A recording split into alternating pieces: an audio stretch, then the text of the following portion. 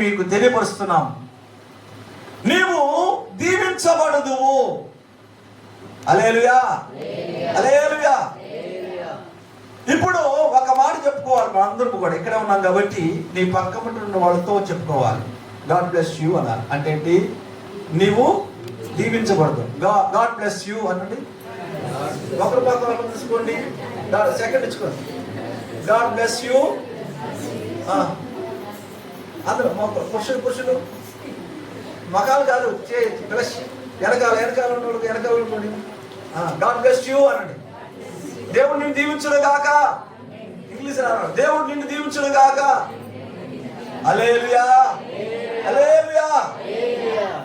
దేవుడు మోషేతో అన్నాడు, మోషే ఇశ్రాయేలు ప్రజలను ఆశీర్వదించమన్నాడు. ఆశీర్వదిస్తే వాళ్ళు ఆశీర్వదింపబడతారు అన్నాడు. అలాగే మోషే ఇశ్రాయేలు ప్రజలందరినీ కూడా ఆశీర్వదించాడు. అందరూ ఆశీర్వదించబడ్డారు. ఒక రోజున ఇశ్రాయేలు ప్రజలు వారు బయలుదేరి మరొక దేశానికి వెళ్ళబోతున్నారు. ఆ దేశ రాజు ఏం చేశాడంటే, అమ్మో ఆ ప్రజల మీదకు మనము యుద్ధానికి వెళ్ళలేము, వాళ్ళు మనకంటే బలవంతులు, వాళ్ళు బలహీనలు అయిపోవాలంటే ఇప్పుడు ఆ బిలాము ప్రవక్త ఉన్నాడు, ఆ ప్రవక్త ద్వారా వాళ్ళను శపిస్తే వాళ్ళు బలహీనలు అయిపోతారు అనుకున్నాడు. అనుకొని రాజు చెప్పాడు, నీకు ఘనత ఇస్తాను, ధనం ఇస్తాను, భాగ్యం ఇస్తాను, వస్త్రాలు ఇస్తాను, నువ్వు కోరుకుని ఇస్తాను అని ఎన్నెన్నో ఆశ చూపిస్తే ఆ ప్రవక్త ఆశపడ్డాడు. కానీ దేవుని దగ్గర పర్మిషన్ తీసుకోవాలి. ఒకసారి వెళ్ళాడు, వద్దన్నాడు. రెండోసారి వెళ్ళాడు, వద్దన్నాడు. మూడోసారి వెళ్ళాడు. ఒకసారి చెప్తే చాలదా? చాలు. రెండోసారి చెప్తే చాలదా? మూడోసారి.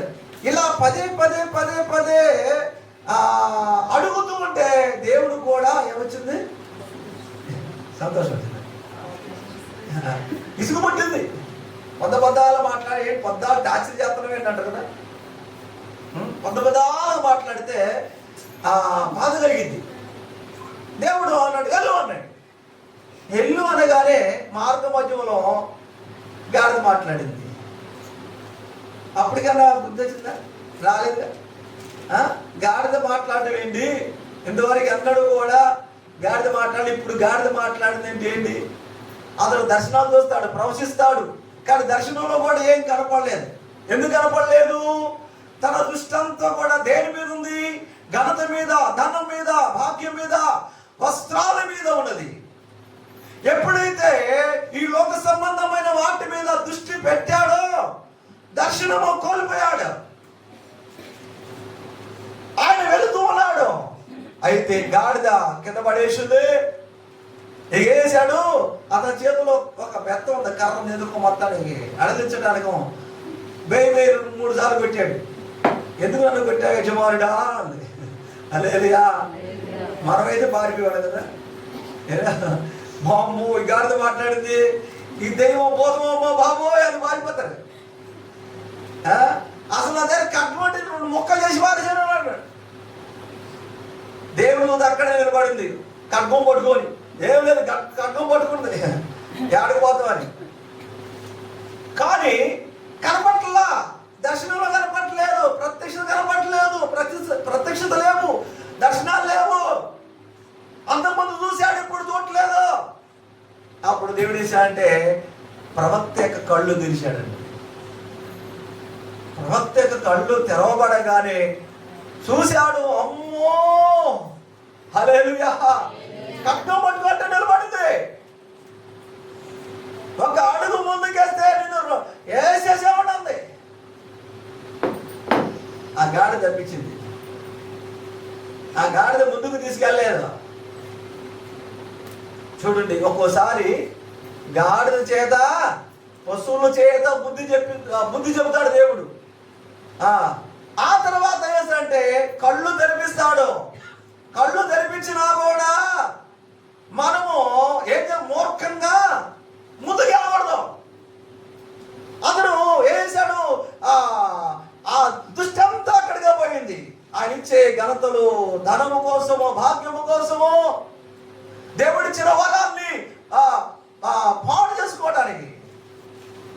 అయితే నేను వెనక్కి వెళ్ళిపోతానయ్యా అంటే ఆయన ముందు అడిగేసా కనుక మళ్ళీ వెనక బాబు పోవాలంటే వెళ్ళిన తర్వాత రాజు చెప్పినట్టుగా కొండ మీదకి వెళ్ళి తెలియని కొండ మీదకి వెళ్ళి ఇశ్రాయేలు ప్రజలందరూ కనపడుతున్నారు.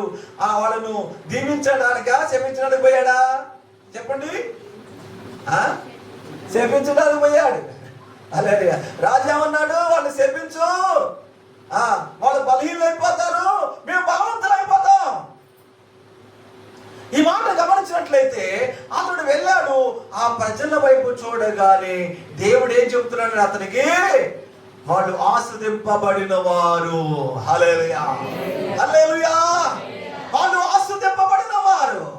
వెంటనే అంటున్నాడు వాళ్ళను శపించకుండా ఇశ్రాయేలు ప్రజలు దీవించకూడగాక అని మాట్లాడుతుంటే దీనికి అర్థం వినపడతాడు రాజుకి.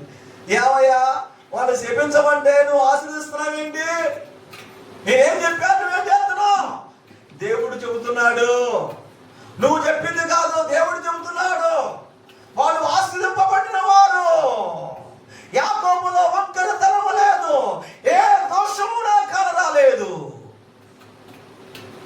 వంకరతనం ఉంటే, దోషం ఉంటే ఏం జరిగేది? అక్కడ శాపాలు వచ్చాయి.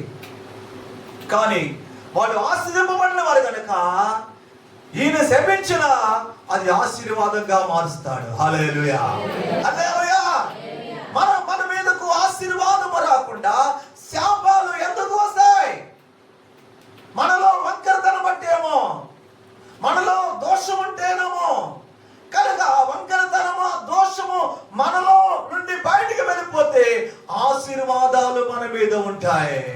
హల్లెలూయా, హల్లెలూయా. చూడండి, ఒకటి యెహోవా ఆజ్ఞాపించాలి. నీకు దీవెన కలగాలంటే దేవుడే దేవుడే ఆజ్ఞాపించాలి. దీవెన రావాలని దేవుడు ఆజ్ఞాపించాలి. రెండవదిగా యెహోవా మాట వినవలెను. మూడవదిగా ఆయన మంచి ధననిధి తెరుచును అంటున్నాడు. అంటే నేను దీవించబడాలంటే ఆయన తలుపు తెరవాలి. అదేం చేయాలి? ధననిధిని తెరవాలి. ఆయన తెరిస్తే మూసేవాడు ఎవరు? ఆయన తెరిస్తే ఎవరు మూయగలరు? సేవకుడు మూయగలరా? లేకపోతే ఈ లోకంలో మనుషులు మూయగలరా? ఆపగలరా? ఎవరి వల్ల కాదు. ఆయన తెరిచాడు కనుక దీవెనలు మెండుగా వస్తాయి. హల్లెలూయా. మనము దేవుని మాట వినాలి. ఏమనాలి? దేవుని మాట. తల్లిదండ్రులు ఏం కోరుకుంటారు? పిల్లల్ని నా మాట వినాలి. అనుకుంటారు. ఎందుకు అంటే వీరు నేను కన్నాను గనక, వీరు నేను పోషించాను గనక నా మాట వినాలి. హల్లెలూయా. కొంతమంది త్రోసము చెడిపోతారు, అంతే కదా? నేను చిన్నపిల్లగా ఎంటానికి కొమ్ములు వచ్చినాయా? దేవుని సోదరా చెప్పండి, నీ మాట ఏంటాడు? నేను చిన్నపిల్లగా. హల్లెలూయా, హల్లెలూయా. చిన్నపిల్లగాడైనా వినాలి, యవన కాలములో ఉన్నా వినాలి, పెళ్ళైనా కూడా వినాలి. దేవుని సోదరా, హల్లెలూయా. పెద్ద వయసు వచ్చినా తల్లిదండ్రుల మాట వినాలి. నీ తల్లిదండ్రులను సన్మానించము అన్నాడు. అందుకని వ్యతిరేకించమని లేదు, దూషించమని లేదు, కొట్టివేమని లేదు. మనం దేవుని మాట విందామా, మనుషుల మాట విందామా?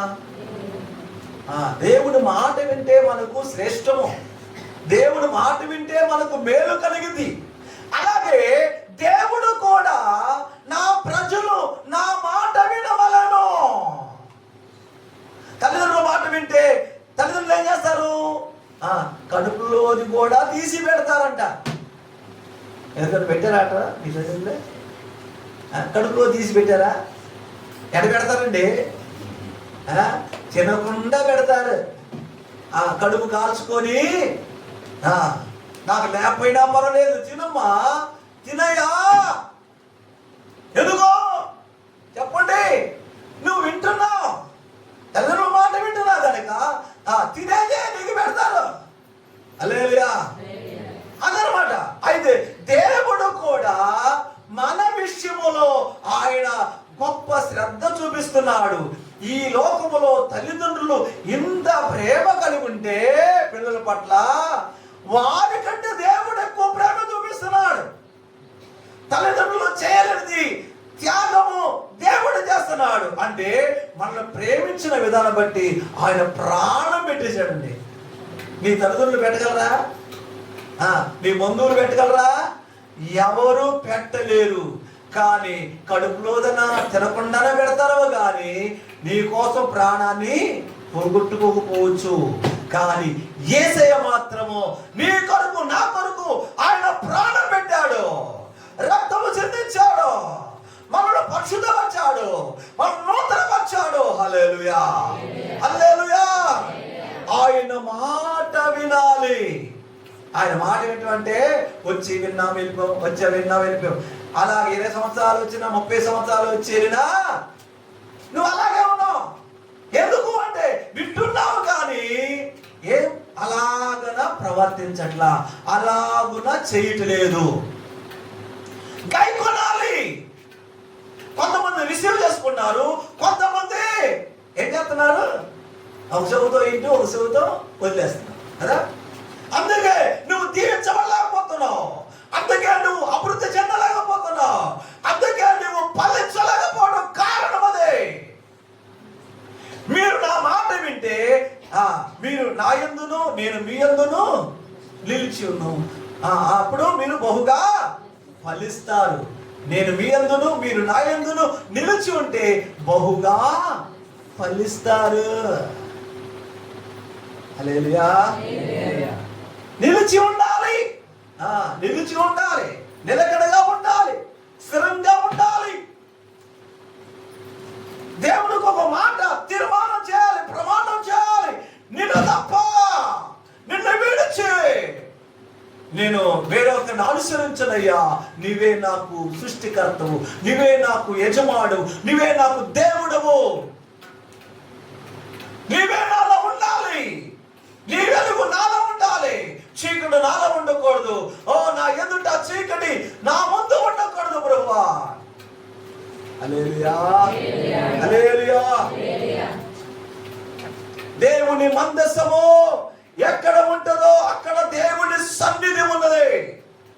మందసము ఎక్కడికి మందసము తీసుకొని ఎక్కడికి యేసు ప్రభువును మోసుకొని వెళ్ళాలి.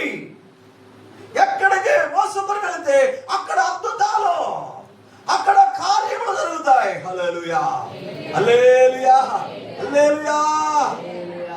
ప్రియమైనోడరా, ఒకటి మొట్టమొదటిగా యెహోవా ఆజ్ఞాపించాలి నీకు దీవెన కలగాలంటే. రెండవదిగా ఆయన మాట వినాలి నీకు దీవెన కలగాలంటే. ఆయన మాట విని గైకొనాలి. గైకొంటే ఏం జరిగింది? నీ దుక్కుడెదలు, తర్వాత నీ గంప, నీ గర్భఫలము ఏం జరిగిందంట? నీ దుక్కుడెద్దులు, నీ గర్భఫలము, తర్వాత 28వ అధ్యాయం మొదటి వచనంలో నుంచి చదువుకుంటే అర్థమైపోద్ది. నువ్వు ఎలా దీవించబడతావు, ఏమి దీవించబడతావు, నువ్వేమి కలిగి ఉన్నావో అవి వాటిని దీవిస్తావు దేవుడు.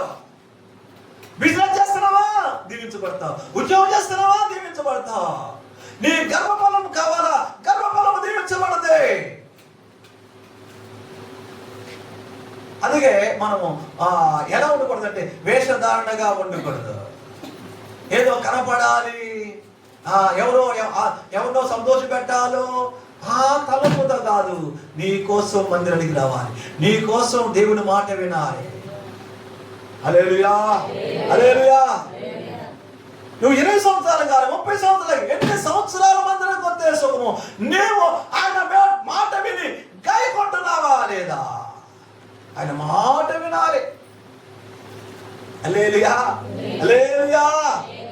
ఆయన మంచి ధన్యనిధిని తెలుస్తాడంట. నువ్వు చేయు కార్యమంతటిని ఆస్వాదించును. ఏ కార్యము చేయబోతున్నావో, ఏ విషయంలో పూనుకోబోతున్నావో ఆయన చేస్తాడు, ఆస్వాదిస్తాడంట. ఆస్వాదిస్తాడు, ఆయన ఆస్వాదిస్తాడు. ఇక్కడ చూడండి, ఒకటి తండ్రి యొక్క దీవెన ఉంటుంది. భూలోకంలో తల్లిదండ్రుల యొక్క దీవెనలు ఉంటాయి. తర్వాత దైవజనుడు అనగా నీ ఆత్మీయ తండ్రి యొక్క దీవెన ఉంటుంది. ఆత్మీయ తండ్రి యొక్క దీవెన, దేవుని యొక్క దీవెన, తర్వాత దేవుని దీవెన. దేవుని దీవెన అంటే ఆజ్ఞాపిస్తే వస్తాయి. ఎలా ఆజ్ఞాపిస్తాడు?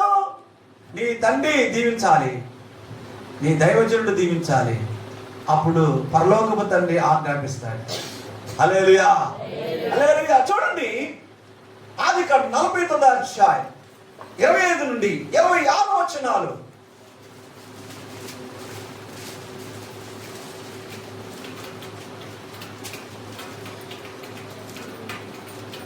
ఆదికాండం 49వ అధ్యాయం 25. స్తనముల దీవెనతోను గర్భముల దీవెనతోను నిన్ను దీవించు సర్వశక్తిని దీవెనలను అతని బాహుబలము దిట్టపరచబడును. నీ తండ్రి దీవెనలు నా పూర్వీకుల దీవెనల పైన చిరకాల పర్వతముల కంటే ఎచ్చుగా ప్రబలమగును. హల్లెలూయా, హల్లెలూయా.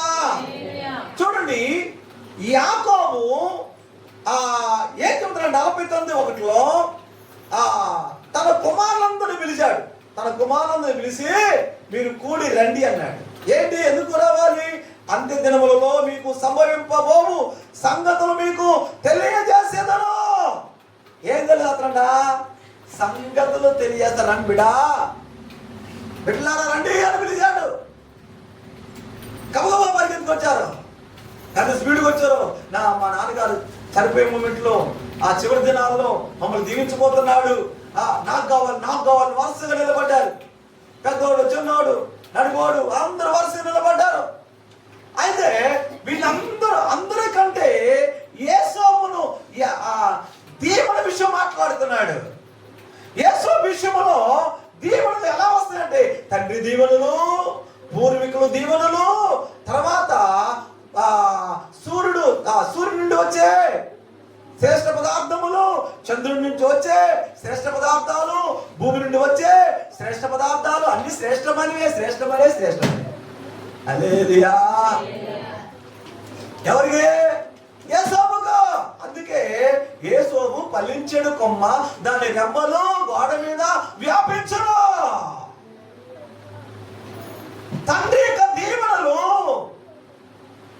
యేసోబు మీదకి వచ్చాయి. పెద్దోడి మీద రావాలి కదా, రెండో వాడి మీద రావాలి కదా, నడిపోడి మీదకి రావాలి కదా, వీడి మీదకి వస్తున్నాయి. అంటే యేసోబు ఇంటికాడ ఉన్నా, తన సొంత దేశములో ఉన్నా, పొరుగు దేశములో ఉన్నా అతడు పర్ఫెక్ట్ గా ఉన్నాడు. పవిత్రతను కాపాడుకున్నాడు, పరిశుద్ధతను కాపాడుకున్నాడు. అంతేకాదు, తన అన్నలు చేసే ఆ చెడ్డ పనులు ఇతనుకు ఇష్టం లేదు. ఈయన చెబితే వాళ్ళు వినరు కనుక తండ్రికి చెప్పాలి, తండ్రి దిద్దుతాడని. తండ్రి చెబితే తండ్రి వాళ్ళని గద్దిస్తే, అమ్మ బాబోయ్ మనం చేసే చెడ్డ పనులన్నీ వీడు చెప్పేస్తున్నాడు అనేసి కక్ష పెట్టుకున్నారు. ఆ తర్వాత ప్రియులారా, యేసోబు కలలు కన్నాడు, దేవుడే చూపించాడు. ఏదో పిచ్చి కళలు కాదు, దేవుడు చూపించిన కళ. వాళ్ళ మీద గొప్పవాడిగా ఉండటము, అధిపతిగా రాజుగా ఉండటము దేవుడు బయలుపరిచాడు. ఈ విషయం చూడగానే వాళ్ళు విన్న తర్వాత యేసోబు మీద ఇంకా పగ పెట్టుకున్నారు. ఒంటరిగా చూశారు, పట్టుకున్నారు, తీసుకెళ్లారు, గోతులో పడేశారు, చంపాలనుకున్నారు. దేవుడు కాపాడాడు. ఐగుప్తులో ఐగుప్తీయులకు అమ్మేయబడ్డాడు. అక్కడ ఏదో ఒకటి జరగాలి, కానీ అక్కడ జరగనీయకుండా కాపాడాడు. ప్రతి స్థలంలో కాపాడి యోసేపును ఐగుప్తులో ఫరో తర్వాత ఫరోగా ఏర్పాటు చేయి, అధికారిగా సమస్తము నీకు అప్పగిస్తున్నాను అన్నాడు. ఒకప్పుడు పొత్తిఫర్ ఇంట్లో ఉంటేనేమో ఇల్లంతా నీకు అప్పగిస్తున్నా అన్నాడు. హల్లెలూయా. భార్య తప్ప అందరు నీకు అప్పగిస్తున్నాను, నా భార్య తప్ప జాగ్రత్తగా ఉండు అన్నాడు. అలాగే చేస్తారన్నాడు. భార్యను ముట్టుకోలేదు. ఆ తర్వాత చెరసాలలో వేయబడితే చెరసాల నాయకులందరినీ అప్పగించాడు. అక్కడ చెరసాల నాయకుడు. హల్లెలూయా. ఇది అయిపోయింది. అంటే ఒక్కొక్క స్టెప్, ఒక చాటు నుండి మరో చాటుకి వెళ్ళేటప్పుడు ఒక పరీక్ష, అందులో పరీక్షలో గెలిచాడు, పరీక్షలో పాస్ అయ్యాడు. ఒకటి రెండో చాటుకి వెళ్ళాడు, అక్కడ పరీక్షలో పాస్ అయిపోయాడు. హల్లెలూయా, హల్లెలూయా. మూడో చాటుకి ఎప్పుడైతే ఆ పరీక్షలో ఆ ఫరో వేసాడంటే వెంటనే తీసుకురాడు అన్నాడు. నా కళ భావం చెప్పాలి, తీసుకురాడే అన్నాడు. చెప్పిన తర్వాత ఇక యోసేపు చరిత్ర మారిపోయింది. హల్లెలూయా, హల్లెలూయా. చూడండి ఎంత నమ్మకంగా ఉన్నాడో, అంచెలంచెలుగా దీవించబడుతున్నాడు. అంతకుముందేమో పొత్తిఫర్ ఇల్లు అంతా అప్పగించబడితే చెరసాలలో ఉంటే చెరసాల దొంగలందరూ కూడా ఆయనకు అప్పగించబడ్డారు. ఆ తర్వాత ఫరో అన్నాడు, ఈ దేశ ప్రజలందరూ నీకు అప్పగిస్తున్నాడు. హల్లెలూయా. ఫస్ట్ కుటుంబాన్ని అప్పగించాడు. చెరసాలలో ఒకలా ఇద్దరా ఎంతమంది ఉన్నారో అంతమందిని అప్పగించాడు. ఈసారి ఏం జరిగిందంటే దేశమంతటిని. హల్లెలూయా, హల్లెలూయా. ఇది పెద్ద జామ, చిన్న జామ. హల్లెలూయా. ఫస్ట్ ఏమో చిన్న జాము, ఆ తర్వాత ఇంకో పోస్ట్ వచ్చింది. హల్లెలూయా. చెరసాల నాయకుడు చేయాల్సిన పని ఏం చేస్తున్నాడు అక్కడ? ఏం చేస్తున్నాడు? డబ్బులే రావు, కానీ అప్పగించబడది. అక్కడ చేసిన తర్వాత ఈసారి దేశం మీద, ప్రపంచ ఐగుప్తు దేశమంతటి మీద అధికారిగా. ఇంకా ఆయనకి ఏంటి కొద్దువా లేదు సోదరా. హల్లెలూయా. ధాన్యమంతా చేతిలో ఉంది, దాన్ని కొనుక్కున్నవారు డబ్బులు ఇస్తారు, అవన్నీ కూడా ఆయన చేతిలో ఉన్నాయి. ఆయనకే తక్కువ లేదు. హల్లెలూయా. ఎవరైతే కొట్టారో, ఎవరైతే గుంట్లో పడేస్తారో, ఎవరైతే మరి చంపాలనుకున్నారో వాళ్ళ అన్నలందరూ కూడా యేసోబు దగ్గరికి వచ్చారు. హల్లెలూయా. పగబట్టిన వారు, అసూయపడిన వారు, చంపాలనుకున్న వారు, అమ్మేసిన వారు అందరూ కూడా యేసోబు ఉన్న చోటికి వచ్చారు, కానీ యేసోబు వాళ్ళు ఉన్న చోటికి వెళ్ళ. యేసోబు వాళ్ళ దగ్గరికి వెళ్ళదు, వాళ్ళే వచ్చారు. ఎవరైతే నీ మీద అసూయపడతారో, ఎవరైతే నీ మీద పగపడతారో, ఎవరైతే నిన్ను వెలివేస్తారో, ఎవరైతే నీ మీద దూషిస్తున్నారో, అసహించుకుంటున్నారో, వారే నీ కాళ్ళ ఎదుటకు వస్తారు. హల్లెలూయా, హల్లెలూయా, హల్లెలూయా, హల్లెలూయా. ఇది నిజమా? యేసోవు చరిత్రను, యేసోవు యొక్క జీవితాన్ని చదివితే అప్పుడు నీకు అర్థమైంది ఎలా వస్తారో, ఎందుకు వస్తారో, ఎప్పుడు వస్తారో. హల్లెలూయా. యేసోబు దీవించబడినట్టుగా స్టెప్ బై స్టెప్ పరీక్ష ఉన్నది. పరీక్షలో పాస్ అవ్వాలి, పరీక్ష పెడతాడు, పరీక్షలో పాస్ అవ్వాలి. హల్లెలూయా. కొంతమంది పాస్ అవ్వలేక వీళ్ళ కొట్టుకుంటున్నారు.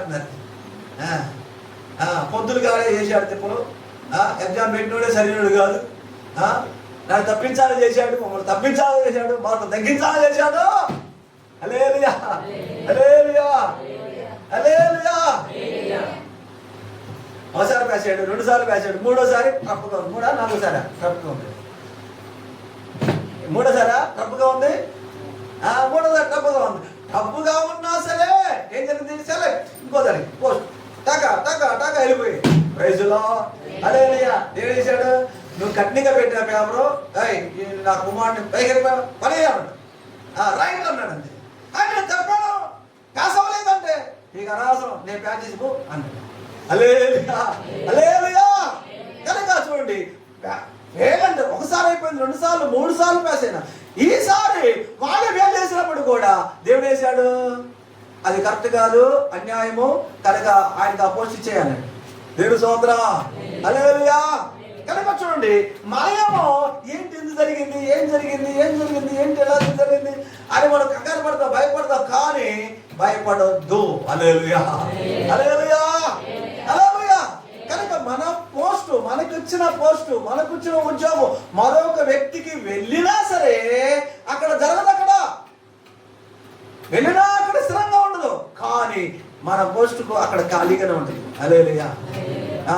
అవసరమైతే ఏం చేస్తాడు, ఇంకోళ్ళు ఖాళీ చేపిస్తాడు. మన పోస్ట్ వేరే వాడు పోయిందనుకో, మన పోస్ట్ వేరే ఏం చేస్తాడు, ఇంకోళ్ళే నువ్వు ఖాళీ చేయబావు, ఖాళీ అంటాడు.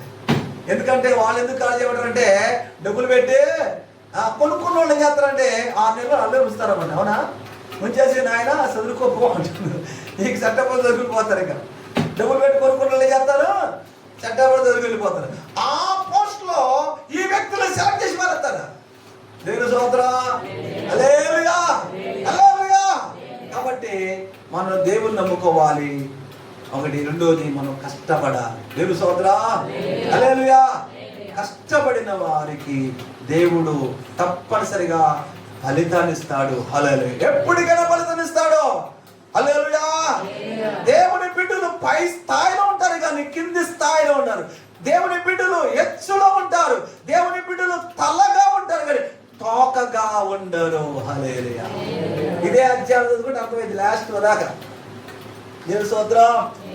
ఒక వ్యక్తి యొక్క భవిష్యత్తు అంతా కూడా ఎవరి చేతిలో ఉందంటే నీ చేతిలోనే ఉంది. విడా నీ చేతిలో ఉంది. నువ్వు దీవించబడాలన్నా శపించబడాలన్నా. ఇక్కడ దీవెనలో ఎన్ని దీవెనలు ఉన్నాయి, ఎన్ని శాపాలు ఉన్నాయంటే ఇక్కడ మనం చూస్తాము. ద్వితీయ దశ కాండములో గమనించినట్లయితే 28వ అధ్యాయంలో మనం చదువుకున్నాం కదా. అయితే ఇక్కడ దీవెనలు ఎన్నున్నాయో, శాపాలు ఎన్నున్నాయో కూడా ఇందులో మనం చదివితే 14 దీవులు కనపడతాయి, 74 శాపాలు. అయితే ఎక్కువ మంది శాపాలు పొందుకున్నారు, తక్కువ మంది దేవులు పొందుకున్నారు. హల్లెలూయా. ఎందుకండి ఎట్లుంటారంటే చాలా మంది ఒకడు పైసా గెలిపారనుకో, మిగతా అరే నా తోటి వాళ్ళు నాకంటే అనుకున్న వాళ్ళు ముందుకు వెళ్ళిపోయారని వెనకబడ్డా. ఏంటి పరిస్థితి? ఎందుకు అంటే నిర్లక్ష్యము, దేవుని మాట వినకపోవటము. హల్లెలూయా.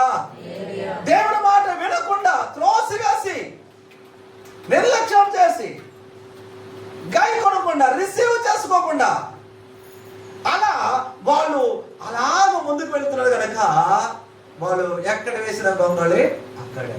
వారు ఏది చేసినా చెప్పండి బురదలో పడుతుంది. ఏది చేసినా, ఎక్కడ కాలు పెట్టినా బురదలో పడుతుంది. ఏం చేసినా కూడా సఫలం కావట్లేదు. నిరాశ ఎదురవుతుంది, ఓటమి ఎదురవుతుంది, దుఃఖము. కారణం ఏంటంటే నువ్వు కై కొనాలి.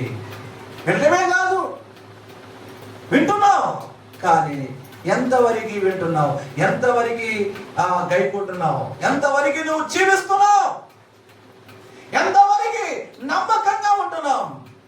దేవుడు ప్రతిదీ చూస్తాడు. హల్లెలూయా, హల్లెలూయా. మనం అనుకున్నాము చక్కగా బంగారం ఉంటే బంగారం, మంచి వస్త్రాలు చక్కగా మంచిగా రెడీ అయి ఉంటాం. కానీ ఎవరు చూస్తారు? ఎవరు చూడాలి? మంచిగా ఉండాలి కదా, అందరూ చూస్తే మంచిగా చూడాలి, మంచిగా పర్వాలేదు అనుకోవాలి కదా అనుకుంటాం. అయితే మనుషులు మెప్పు కోరుకుంటాం, మనుషులు చూడాలి, మనుషులు మెచ్చుకోవాలనుకుంటాం. కానీ దేవుడు అది చూడడు. అబ్బా నేను ఇచ్చిన కలర్ కంటే బాగుంది, నేను ఇచ్చిన కలర్ కంటే బాగుంది అంటాడా? దేవుడు బ్లాక్ ఇచ్చాడు అనుకోండి, బ్లాక్ గా ఉన్నారు, అందరికీ కొంత నచ్చవచ్చు, కొంత నచ్చకపోవచ్చు. కానీ దేవుడు నీవు ఇలా ఉంటే రైట్ అనుకున్నాడు అని నిన్ను అలా చేశాడు తల్లి గర్భంలో. కాదు, నేను నల్లగా కాదు, ఎర్రగా బుర్రగా ఉండాలని పోయి ఎంత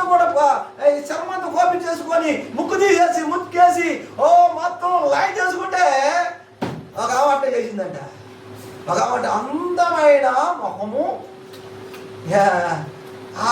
ఏంటంటే ప్రజలందరూ కూడా ఏం చేయాలి, నన్ను చూడాలి, ఆ రేంజ్లోకి వెళ్ళిపోవాలి అనేసి ఏదో ఎలియన్ లాగా తయారైపోయింది. అలాగే ఎలా నడుస్తుంది, కోతిలాగా ఎలా పోద్దు అలాగ నడుచుకుంటూ చేస్తుంటే చాలా మంది చూస్తున్నారు. పర్లేదు కొన్ని కోట్లు సంపాదించింది, కానీ ఒక వయసు వచ్చిన తర్వాత ఆ ముఖం అంతా పాడైపోయింది. అందము మళ్ళా మొదటి అందము లేదు. ఎలియన్లాగా ఉండాలి, లేకపోతే కోతిలాగా ఉండాలి, కుక్కలాగా ఉండాలి అని అవసరమా? దేవుడు నీకు మనిషిగా చేస్తే నేను కుక్క చేయలేదు, లేకపోతే ఇంకో కోతిలాగా చేయలేదు. నువ్వు ఆ మొక్క కోతి మొక్క పెట్టుకుంటే తర్వాత ఆఖరికి ఇన్ఫెక్షన్ అయితే ఆమె దేవుడు సోదరం. హల్లెలూయా హల్లెలూయా. దేవుడిచ్చిన అందము అందం. హల్లెలూయా. ఒక తల్లికి నల్లటి పిల్లగాడు పుట్టాడు. ఏం చెప్తుంది? చి నల్లటి పిల్లడు పుట్టాడు కదా అనదా? ఆ నల్లవాడైనా కోతి మొఖం ఉన్నా, కొంతమందికి పుడితే కోతి మొఖాలు వేసి పుడతారు. కోతి పిల్లలు వేసుకొని పుడ పంపిస్తారు సరే. ఆ కోతి మొఖం వేసి పుట్టినా సరే మా బంగారు నల్ల బంగారం, కోతి బంగారం ముద్దు పెట్టుకుంటా, కాకి పిల్ల కాకి ముద్దు అన్నాడు. దేవుడు స్తోత్రం. హల్లెలూయా హల్లెలూయా. కనుక దేవుడిచ్చిన అందం దేవుడు స్తోత్రం. హల్లెలూయా. ఇతను నచ్చినా నచ్చకపోయినా ప్రైజ్ లార్డ్. దేవుడికి మనం నచ్చాలి కదా. అందుకే పరమగీత అంటాడు, నేను నల్లదాన్ని అయినను చిన్న చూపు చూడవద్దు, నా ప్రియునికి ఇష్టము. హల్లెలూయా. ప్రియమైన దానను. హల్లెలూయా హల్లెలూయా. చూడండి ప్రియుడరా, భర్త భార్య ఈయనంటే ఇష్టం. కోతి మొహలా ఉందో, నల్ల మొహలా ఉందో, లేకపోతే ఇంకో మొహలా ఉందో, దేవుని స్తోత్రం. మీరు ఎలా ఉందో నాకు అనవసరం, నా భర్తకి ఇష్టమైంది. హల్లెలూయా హల్లెలూయా హల్లెలూయా. ఇది మామూలుగా మనం అనుకుంటాం, కానీ బైబిల్లో దేవుడి విషయం మాట్లాడుతుంది. ఏంటంటే నా ప్రియుడు నేను ఇష్టమైన దానను. హల్లెలూయా హల్లెలూయా. కనుక చూడండి, దేవుడిచ్చిన అందాన్ని మనము ఏం చేయకూడదు అంటే పాడు చేయకూడదు, మరొక ఆకారంగా ఉండాలని ఎప్పుడు అనుకోకూడదు. నిజంగా గమనించినట్లయితే చూడండి, ఇక్కడ యేసోపు ఎలా దీవించబడ్డాడో చూడండి. ఈయన ఎవరు దీవించింది? యాకోబు. యాకోబు ఎవరు? దేవుడు అంటాడు నా సేవకుడు, నా సేవకుడు అంటాడు, ఇశ్రాయేలు అంటాడు, అంటే సర్వెంట్ ఆఫ్ గాడ్. ఈయన దేవుడి మనిషి, దేవుడి సేవకుడు. ఇక్కడ గమనించినట్లయితే మరొకటి చూడండి, ద్వితీయోపదేశకాండం 33వ అధ్యాయం 1వ వచనంలో అక్కడ చూడండి, అక్కడ దైవజనుడు అనే మాట కనబడింది. మ్యాన్ ఆఫ్ గాడ్, దైవజనుడు. దైవజనుడు ఎవరు? సేవకుడు ఎవరు? హల్లెలూయా. రెండు ఒకటే. ఇక్కడ చూడండి, ఇక్కడ దైవజనుడు విషయం మాట్లాడుతాం. చూడండి దైవజనుడు ఎలా దీవిస్తున్నాడు చూడండి. 1వ వచనం, దైవజనుడైన మోషే మృతి పొందక మునుపు అతడు ఇశ్రాయేలును దీవించిన విధము. హల్లెలూయా. యాకోబు చనిపోయే టైంలో చివరి దినాలలో పిల్లలను పిలిచి, నా కుమారులారా రండి రండి అన్నాడు. అమ్మో మా డాడీ ఏమనుకుంటా సార్, మా డాడీ చనిపోయే ముందు పిలిచాడు, ఆయన ఎవరికన్నా అప్పించాడేమో, అప్పించాడేమో, దస్తావేదికలు ఎక్కడ దాచిపెట్టాడేమో అని గబగబా వచ్చేస్తాడు కదా. మాకు తెలియకుండా వడ్డీకి ఇచ్చి ఉంటాడు, మాకు తెలియకుండా ఎవడో పెట్టి ఉంటాడు, బ్యాంకులో పెట్టి ఉంటాడు, పోస్ట్ ఆఫీసులో పెట్టి ఉంటాడు అని గబగబా. హల్లెలూయా హల్లెలూయా. ఏం చూడండి, యాకోబు ఎప్పుడైతే పిలిచాడో వీళ్ళు గబగబా వచ్చారు, వరుసగా నిలబడ్డారు. కానీ ఎవరికి ఇచ్చాడు దీవెన? ఎవరికి ఇచ్చాడు దీవెన? వాళ్ళ భవిష్యత్తు ఎలా ఉంటుందో చెప్పాడు. ఒక్కొక్కరి భవిష్యత్తు ఎలా ఉంటుందో చెప్పాడు. యేసోబుకు వచ్చే దీవెన ఎలా ఉందంటే అతనికి దీవెన దిట్టపరచబడింది. హల్లెలూయా, హల్లెలూయా. సూర్యుడు నుండి, చంద్రుడి నుండి, భూమి నుండి శ్రేష్టమైన పదార్థములు కుమరించబడ్డాయి. ఇక ఎవ్వరు కూడా దాన్ని ఏం చేయలేరు, తీసివేయలేరు. హల్లెలూయా. అటువంటి దీవెన యేసోబుకు వచ్చేసింది. ఇక్కడ ఇక్కడ ఇక్కడ చూడండి, మరి దైవజనుడు మోషే ఆ యొక్క 12 మంది గోత్రికులను పిలిచాడు, వాళ్ళందరినీ దీవిస్తున్నాడు. అంటే తండ్రి దీవించాడు కదా, ఈయనకే పని? ఈయన బిడ్డలా, ఈయన పిల్లలా? కాదు. ఆయన ఇప్పుడు దేవుడు చెబుతున్నాడు, వీళ్ళను పిలిచి వాళ్ళను ఇలాగా దీవించమన్నాడు. అప్పుడు వాళ్ళందరిని పిలిచాడు. అందరూ పిలిచిన తర్వాత వచ్చిన తర్వాత ఒక్కొక్కరిని ఏం చేస్తున్నాడు, దీవిస్తూ దీవిస్తూ దీవిస్తూ ఉన్నాడు. ఎవరైనా చెప్పండి? మోషేను ఏమని రాశాడు అక్కడ? దైవజనుడైన మోషే. హల్లెలూయా, హల్లెలూయా. చూడండి, ఇప్పుడు ఒకటి తండ్రి ఇచ్చే దీవెనలు కనపడ్డాయి, తర్వాత దైవజనుడు ఇచ్చే దీవెనలు కనపడుతున్నాయి. దేవుడు ఏం చేస్తాడు? ఆజ్ఞాపిస్తాడు. హల్లెలూయా. దేవుడు ఆజ్ఞాపిస్తే నీకు దీవెనలు కలుగుతాయి. దేవుడు ఆజ్ఞాపిస్తే ధననిధులు తెరవబడతాయి. రహస్యమైన ధననిధులు తెరవబడతాయి. ఆయన తెరిస్తే ఎవరు మొయ్యగలరు? హల్లెలూయా, హల్లెలూయా, హల్లెలూయా. చూడండి, ఇక్కడ వాక్య భావాలు గమనించినట్లయితే 33వ అధ్యాయము 23వ వచన భాగం 1 16వ వచనం 16వ వచనం పూర్ణముగా ఫలించు భూమికి కలిగిన శ్రేష్ఠ పదార్థముల వలన యెహోవా అతని భూమిని దీవించును. ఇక్కడ చూడండి, ఇక్కడ ఎవరిని దీవిస్తున్నాడు? ఇది యేసోబుకు ఇచ్చిన దీవెన. యేసోబుకు ఇచ్చిన దీవెన ఎలా ఉందంటే యెహోవా అతని భూమిని దీవించాడు. హల్లెలూయా. అతని భూమిని దీవించాడు. అందుకే యేసోబు ఫలించడి కొమ్మ, దాని రెమ్మలు గోడ మీద వ్యాపించును. అయితే రెండోది చూడండి, 23వ వచనం. నఫ్తాలిని గూర్చి ఇట్లనెను, కటాక్షము చేత తృప్తి పొందిన నఫ్తాలి,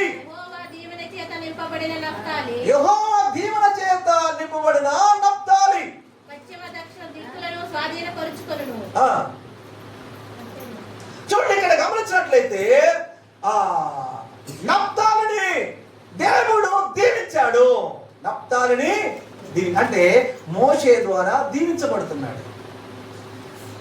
నఫ్తాలి దీవించబడ్డాడు అంటే ఆ దీవెన అంటే యెహోవా కటాక్షము నఫ్తాలి మీద ఉన్నది.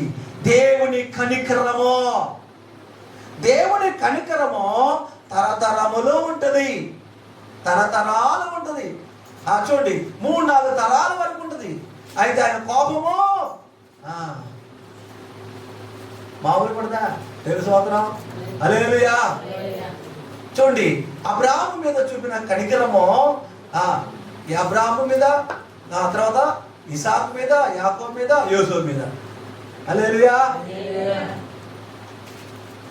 తల్లిదండ్రుల మీద ఉన్న కనికరము మనకు పుట్టే పిల్లల మీద ఆయన కనికరం ఉంటుంది. ఆ కనికరము కొనసాగించబడాలి, అక్కడ వారికి స్టాప్ అయిపోకూడదు. దేవా, మా తండ్రి మీద కనికరం చూపావయ్యా, మా తండ్రి మీద కటాక్షం చూపావయ్యా, మా తండ్రికి కృప చూపావయ్యా, మాకు కూడా కృప కావాలి. మా తండ్రి మీద అభిషేకం ఉందయ్యా, మాకు కూడా అభిషేకం కావాలి, అంతకంటే రెట్టింపు కావాలి. హల్లెలూయా, హల్లెలూయా.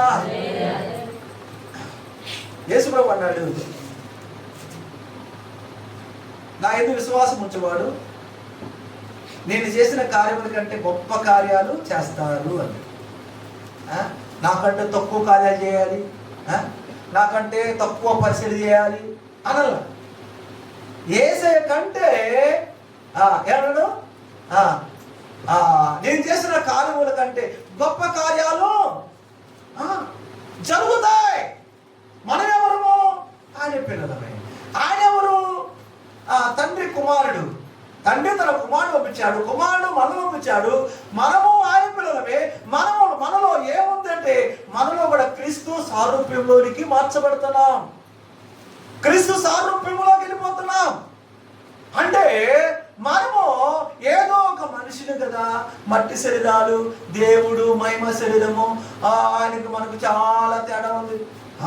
మనం ఇప్పుడు ఏం చెప్పబడుతుంటే కుమారుని సారూప్యములోకి మార్చబడుతున్నాము. ఆయన కుమారుని సారూప్యంలో మార్చబడిన తర్వాత ఇప్పుడు మనమందరము కూడా ఆయన పిల్లలముగా. హల్లెలూయా. అందుకే పక్షుల కంటే మీరు శ్రేష్టమైన వారు, దేని గురించి విచారించొద్దంటాడు. అంటే ఈ భూమి మీద ఉన్న జంతువులు చూసి వాటితో సమానం చేసుకోవద్దు. కుక్కలాగా ఉండాలి, నక్కలాగా ఉండాలి, పందిలాగా ఉండాలి, లేకపోతే ఆవులాగా ఉండాలి. ఏ సంవత్సరం. హల్లెలూయా, హల్లెలూయా. ఓ పోలీస్ ఆయన ఉచ్చపోతుంటే వీళ్ళు పట్టుకున్నాడు. అది ఏం కనబట్టిందో. హల్లెలూయా, హల్లెలూయా. దరిద్ర పరుగు చూడండి ఇప్పుడు వాటికంటే శ్రేష్టమైన వాళ్ళు చేసిన వాళ్ళ దాని ఉంచదాగల. నేను సంవత్సరం. హల్లెలూయా, హల్లెలూయా. మనం ఎవరో మర్చిపోతే ఇంకేంటి పరిస్థితి? మరి బాబు మీరు శ్రేష్టమైన వారు నాయన, మనుషులారా మీరు శ్రేష్టమైన వారు. మీరు పశువులాగా చేయలేదు, కుక్కలాగా చేయలేదు, మనుషులాగా చేయలేదు. వాటిలో పంచుకుంటారు అందుకు మీరు. హల్లెలూయా, హల్లెలూయా. విలువైన వారము, శ్రేష్టమైన వారము, దేవుని సారూప్యములోకి మార్చబడుతున్న వారము. హల్లెలూయా, హల్లెలూయా.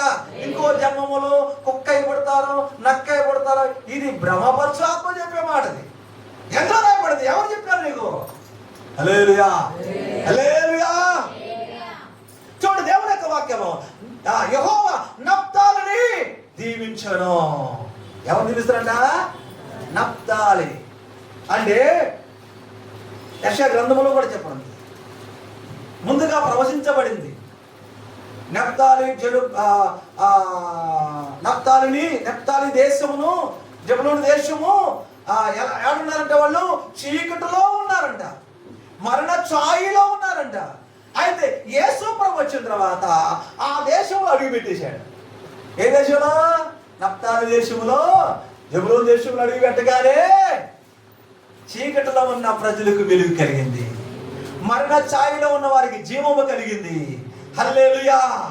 అంటే ఆ ప్రజలకు రక్షణ దొరికింది. ఏం కావాలి మనకు చెప్పండి? డబ్బు కావాలా? ఆస్తి కావాలా? ఈ లోకి ఏం కావాలి? ఎవరు కావాలి? హల్లెలూయా. రక్షణ కావాలి. నీకు ఎంతున్నా ఏదున్నా సరే రక్షణ చాలా ప్రాముఖ్యమైనది. నీకు ఈ లోకంలో ఏదన్నా సరే అది నీ లోకంలో బతకడానికి కొరకే, జీవించడానికి కోసమే. కానీ పరలోకములో జీవించడానికి, పరలోకములో మనం నివసించడానికి మనము రక్షణ పొందాలి. రక్షణ లేకుండా మనం పరలోకానికి వెళ్ళలేమండి. లక్షలతో కొనుక్కుంటాం, పర్లేవు. ఈ మధ్య ఏం జరుగుతుందంటే పెళ్లి చేయాలంటే బాప్తీసాలు తీసుకోవాలి, బాప్తీసాలు సర్టిఫికేట్ కావాలి. ఏం చేస్తారు? తీసుకున్నా లేకపోయినా ఏం చేస్తారంటే పెళ్లి చేయాలి. పెళ్లి చేయాలి కనుక పెళ్లి బాప్తీసాలు సర్టిఫికేట్ ఏం రాసేసి ఈయన పెళ్లి చేయటం. నేను సోదరం. హల్లెలూయా. నాకు అమ్మాయికి మరే బాప్తీసం ఇచ్చాను. వేరే ఏం చేశారు? సర్టిఫికేట్ ఇచ్చి పెళ్లి చేసిపోయారు. ఏంటి? నేను సర్టిఫికేట్ ఇవ్వాలా? బాప్తీసం తీసుకోవాలంటే సర్టిఫికేటే ఇవ్వాలా? ఆయన ఇచ్చినట్టుగా ఇచ్చే పెళ్లి చేసిపోయారు. అమ్మాయికి మారుమనసు లేదు. ఏంటి పరిస్థితి? దేవుని స్తోత్రం. హల్లెలూయా. ఇది కరెక్ట్ కాదు.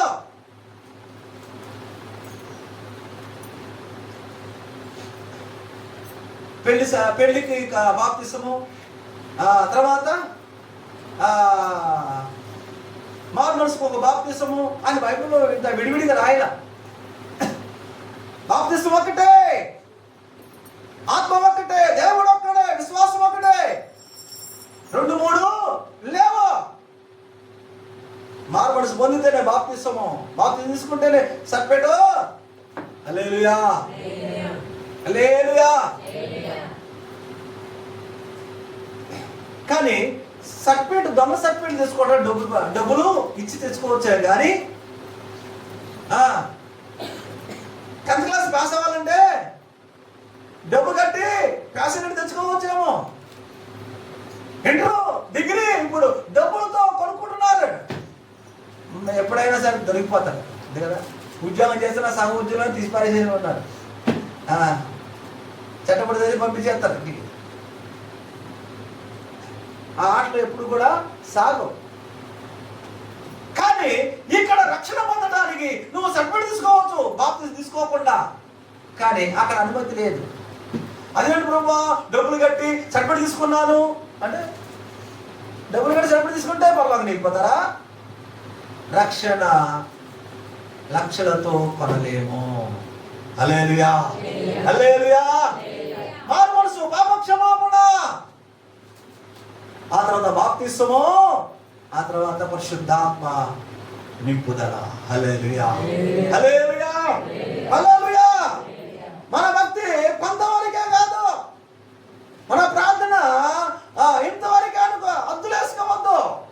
మన విశ్వాసము చాలు అనుకోవద్దు. మన విశ్వాసం పెరగాలి, మన ప్రార్థన పెరగాలి, మన భక్తి జీవితము కాపాడుకోవాలి. ఎప్పటి వరకు అంటే యేసయ్య వచ్చేంత వరకు, ఆయన మధ్యాకాశములో ఆయన ప్రత్యక్షమైనప్పుడు, ఆయన మనం చూడగానే ఆయనకి ఇష్టమైన వారుగా కనబడాలి. మనలో ఆత్మ ఫలాలు కనబడాలి. ఆత్మ ఫలాలు వరాలుంటే కాదు, వరాలుంటే కాదు, లేకపోతే ధనం ఉంటే కాదు. ప్రభువా భూమి మీద కొన్ని కోట్ల సంపాదించాడయ్యా, కొన్ని అపార్ట్మెంట్లు ఉన్నాయ్యా, కొన్ని 100 ఎకరాల భూములు ఉన్నాయి ప్రభువా, కాట పెడితే లెక్కలేదు అంత బంగారం ఉందయ్యా. హల్లెలూయా, హల్లెలూయా. నీకు ఎంత బంగారం ఉంటే, ఎంత డబ్బు ఉంటే, ఎంత నా అధికారం కావాల్సింది. నువ్వు రక్షణ పొందావా లేదా? హల్లెలూయా. నువ్వు మారుమనసు పొందావా లేదా? నువ్వు నా కొరకు నిరీక్షణ కలిగి ఉన్నావా లేదా? నువ్వు నా మీద నమ్మకం ఉంచావా లేదా? హల్లెలూయా, హల్లెలూయా. ఇక్కడ మనము క్రీస్తు సారూప్యములోనికి మార్చబడుతున్నాము. మనము క్రీస్తును ధరించుకుంటున్నాము. క్రీస్తును ధరించుకోకపోతే అక్కడ ఎలా కనపడతాము? దిగంబరులుగా ఉంటాం అంతే. క్రీస్తు ధరించుకోకపోతే అక్కడ దిగంబరులు, వస్త్రహీనుడు, అక్కడికి రానియుడు, ఎంట్రీ లేదు, నో ఎంట్రీ. కనుక ఇక్కడేదో తెల్ల వస్త్రాలు ధరిస్తేనే పరలోకంలో తెల్ల వస్త్రాలు ఉంటే అని లేదు. అక్కడ ఏ వస్త్రం కట్టుకున్నా అది కాదు దేవుడు చూడు. రంగురంగుల వస్త్రాలా? ఆయన అభ్యర్థులు పెట్టాడా? నీ ఆనందం నీది. హల్లెలూయా, హల్లెలూయా. దేవుడు ఏం చూస్తున్నాడు? తెల్ల వస్త్రాలు వేసుకుంటే లోపలేముంది? అంతా మురిగే, మార్పు లేదు. సాక్ష్యం ఉందా ఇది? సాక్ష్యం కనబడుతుందా? ఏ సాక్ష్యం అది? బయటికి వెళ్తే ఏ సాక్ష్యం కనబడుతుంది? లోపల ఇంట్లో ఉంటే ఏ సాక్ష్యము? సంఘంలో ఉంటే ఏ సాక్ష్యము? ఒక చోట పనికి వెళితే అక్కడే సాక్ష్యము. తెలుసు సోదరా, హల్లెలూయా. వస్త్రధారణ ఆయన పట్టించుకోవచ్చేమో, కానీ మన హృదయాన్ని చూస్తున్నాడు, హృదయాన్ని లక్ష్య పెడతాడు. మనుషులేమో పై వేషాలు లక్ష్య పెడతారు. తెల్ల వస్త్రాలు ఉండటం తప్పులేదు. దేవుని స్తోత్రం, హల్లెలూయా. పరిశుద్ధత కాపాడుకున్నారు, మంచిదే. దేవుని స్తోత్రం, హల్లెలూయా. నల్ల వస్త్రాలు వేసుకున్నది మాత్రం పాపుడని కాదు. ప్రైజ్ లార్డ్, హల్లెలూయా, ప్రైజ్ లార్డ్. పాత నిబంధన వేరు, కొత్త నిబంధన వేరు. దేవుని స్తోత్రం, హల్లెలూయా. కాబట్టి కాబట్టి మనం దేవుని ఎలా వెంబడిస్తున్నాం అన్నది కావాలి. దేవుని చిత్తములో ఉన్నామా లేదా, దేవుని చిత్తము జరిగిస్తున్నామా, మన చిత్తము జరిగించుకుంటున్నావా, అదే ప్రాముఖ్యమైనది. మన చిత్తము జరగకూడదు, దేవుని చిత్తమే జరుగును గాక. మన ఆలోచన కాదు, దేవుని ఆలోచన చొప్పున నడుచుదుము గాక. హల్లెలూయా, హల్లెలూయా. మన మార్గము కాదు, దేవుని మార్గములో మనం ఉందుము గాక. హల్లెలూయా, హల్లెలూయా. నప్తాలి, యెహోవా నప్తాలిని దీవించెను. ఆ దీవెన అతనికి తృప్తిగా ఉంది. దేవుని స్తోత్రం. దేవుడిచ్చిన దీవెన నీకుంది కదా. ఎంతమందిని దేవుడు దీవించాడు చేతులు ఎత్తండి. ఎంతమందిని దేవుడు దీవించాడు? హల్లెలూయా. అందరూ దీవించబడ్డారు. ఓ ప్రైజ్ లార్డ్. హల్లెలూయా. మస్తు మస్తు.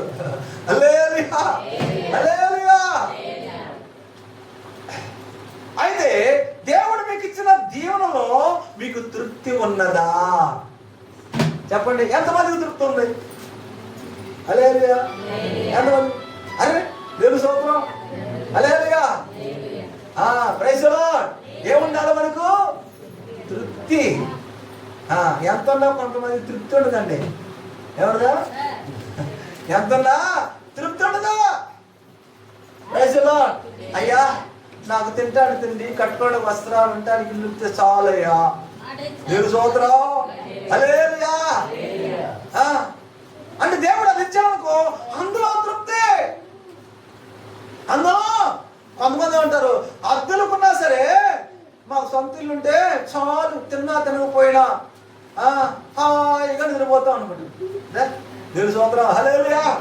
అంటే సొంత ఇల్లు ఉంటే చాలు, తృప్తి.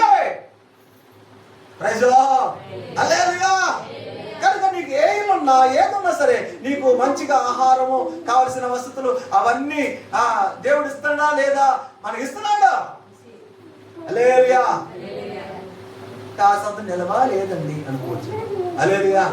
అన్యుల్లాగా కూడబెట్టుకోలేదేమో, అన్యులు ఎలా సంబంధించి మనకు అనవసరం. దేవుని స్తోత్రం. హల్లెలూయా. పెరుగుట విరుగుడు కొరకే.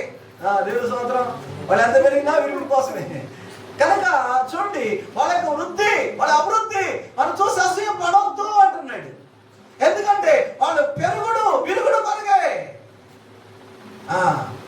కాబట్టి ఇంత త్వరగా ఎలా అభివృద్ధి చెందారు, ఇంత త్వరగా ఎలా ఆశ్రయించబడ్డారు అని డౌట్ వస్తుంది. వాళ్ళు ఎత్తి చేయబెట్టో లేకపోతే